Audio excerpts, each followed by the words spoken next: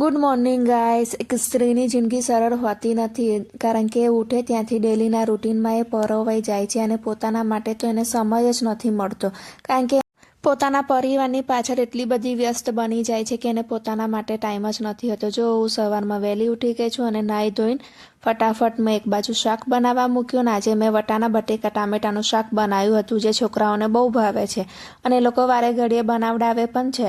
અને બીજી બાજુ મેં લોટ બાંધીને તૈયાર કર્યો, તો એક બાજુ શાક બનતું હતું અને બીજી બાજુ મેં લોટની તૈયારી કરી દીધી. શાક બની ગયા પછી મેં ફટાફટ રોટલી બનાવી.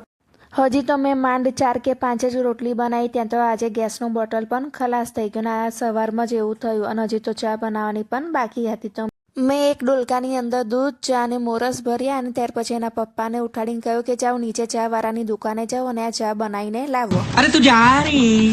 તો એ ઉઠતા ન હતા. મેં કહ્યું કે ગેસનું બોટલ ખલાસ થઈ ગયું છે એટલે તમારે જ નીચે જવું પડશે. પછી એ નીચે ગયા. નીચે જઈને ચાવાળાની દુકાને ચા બનાવીને ઉપર લાયા. ચા બનાવીને ઉપર લાયા એટલે મેં ફટાફટ છોકરાઓને ઉઠાડ્યા કે ચલો હવે તમે ચા પી લો, આજે ગેસનો બોટલ ખલાસ થઈ ગયો છે તો તમારે ઠંડી ચા પીવી પડશે.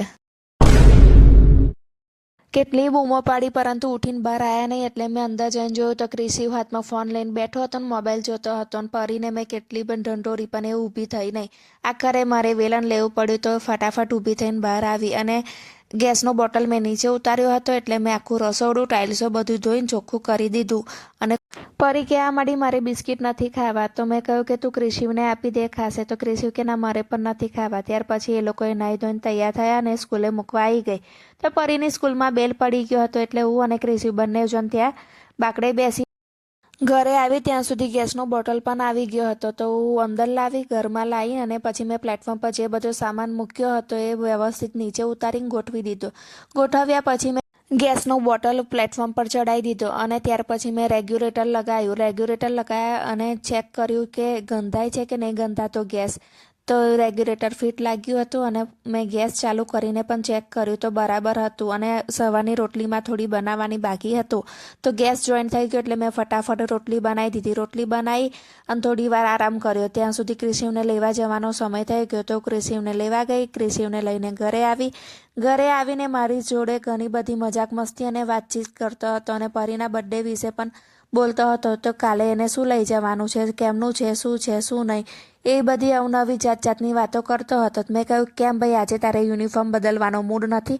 તો કે મમ્મી તું મને પહેલાં ચા બનાવીને પીવડાય પછી જ યુનિફોર્મ બદલીશ. તો મેં ચા બનાવી ત્યાં સુધી એનું ડીજે લઈને આવ્યો અને કહેવા માંડ્યો કાલે પરીની બર્થડેમાં આપણે આ ડીજે વગાડીશું. તો કેવું ચાર્જિંગમાં મૂકી દઉં? તો એને ડીજે ચાર્જિંગમાં મૂકી દીધું અને પછી અમે લોકો ગયા નીચે. એ આ ઝાડમાંથી તોડી લાવ્યો ને એની અંદર પાણી નાખે તો ફટફટ અવાજ આવે એવું કંઈક એ છોડમાંથી કાઢી લાવ્યો છે. તો તમને આનું નામ ખબર હોય તો મને અવશ્ય જણાવજો. ત્યાર પછી એ રમતો હતો અને પરીને લેવા જવાનો સમય થઈ ગયો પણ હું એને બૂમો પાડતી રહીને એ સાંભળતો ન હતો. આખરે કંટાળીને મેં કહ્યું કે હવે હું એક્ટિવા લઈને નીકળું છું, તું તારી જાતે એકલો રમજે. તો કે ના મમ્મી હું પણ આવીશ. અમે લોકો ઘરે પરીને લઈને આવ્યા એટલે એ લોકોએ ચા નાસ્તો કર્યો અને સાંજ પડી ગઈ હતી. તો પરી એનું લેસન બાકી હતું એ કરતી હતી. ત્યાર પછી એ લોકોએ જમી લીધું. જમ્યા પછી અચાનક બંને જણને યાદ આવ્યું કે ફ્રીઝરમાં શ્રીખંડ મૂક્યો છે અને અમને મમ્મી આપતી નથી. એ લોકો જાતે જ શ્રીખંડ લઈને બેઠા અને ખાવા મંડી પડ્યા અને કહેવા માંડ્યા કે મમ્મી લે તું પણ ખા. તો મેં ના પાડી અને અમારો આજનો દિવસ આમ જ પૂરો થયો.